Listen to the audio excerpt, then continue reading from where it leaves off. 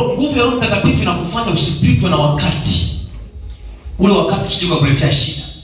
Unaweza usijue masaa 3 yajayo kuna nini kinatokea mbele. Lakini kwa kuwa na nguvu ya Roho Mtakatifu, kuna alamu inaita kwamba kuna shida inakuja baada ya masaa machache. Kwa hiyo inabidi upige magoti na kuomba kukabiliana nayo. Lazima utengeneze shauku ya kuendelea kujaa kila siku nguvu ya Roho Mtakatifu. Unaelewa? Kuna nguvu ya Roho inayokusaidia kufanya jambo sahihi kwa wakati sahihi. Uwe wapi na ufanye nini? Kwa hiyo nguvu sio rahisi kuotewa njia panda. Eti si maelekezo yamewekwa, si mtego umewekwa njia panda. Sio rahisi, kwa sababu akiwa anakaribia lile eneo, tayari kuna nguvu ya msukumo kati ya nguvu ya Roho na nguvu ya giza ambayo iko pale. Kwa akiwa anatembea kuna msukumo hapo katikati. Anajua kabisa pale kuna shida. Kuna nguvu inayompa mtu kutambua kitu sahihi kwa wakati. Acha, usiache, fanya, usifanye, nenda, usiende, mpaka uwe umejazwa na nguvu ya Roho Mtakatifu kikamilifu ndani yako. Vinginevyo tutakuwa ni watu wa kuotewa. Shetani anafanya kazi kwa roho. Kwa hiyo anayetaka kupambana naye ni sharti awe na roho ya Mungu. Inaweza wewe kujua kwamba huyu ni adui kama umejazwa na nguvu za Roho Mtakatifu. Na hujui kwamba ni adui ili umnunie au mseme mbaya. Ni kazi Mungu anakupa ya kumwombea mpaka atoke katika huo utumwa. Haleluya. Umeshashtukia kwamba hii ngoma huyu mchawi, si ndio? Huyu amejazwa na nguvu za nini? Za giza. Huyu ana mapepo. Huyu kwa nini tunashindana hivi? Yaani unasikia mama? Yaani wewe cha kufanya, muombe maombi ya rehema kwa Bwana. Mwambie Mungu, angalia nafsi. Shetani ananipelekesha. Shetani ananipelekesha. Nilikuwa nahubiri stand, jamaa akaja. Mpumbavu wewe mchinga wewe. Unauma nini wewe? Nini kwa maana hivi sana shangaa. Nifanyaje?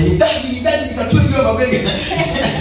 Nikawa namwangalia, anatupia matusi.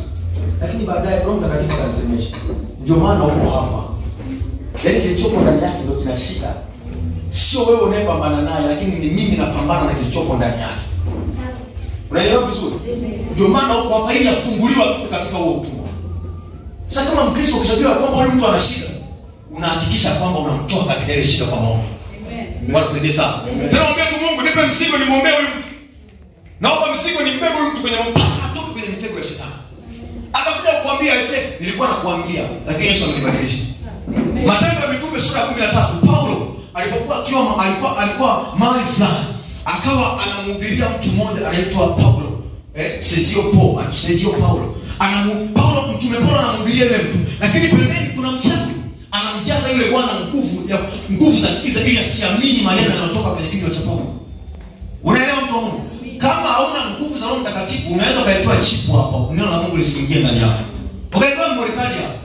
Yaani neno la Mungu linahubiriwa kwa linaingia. Mimi naongea Yesu anasema una mchawi. Anajaza moyo wa kutokuamini ndani. Unaelewa?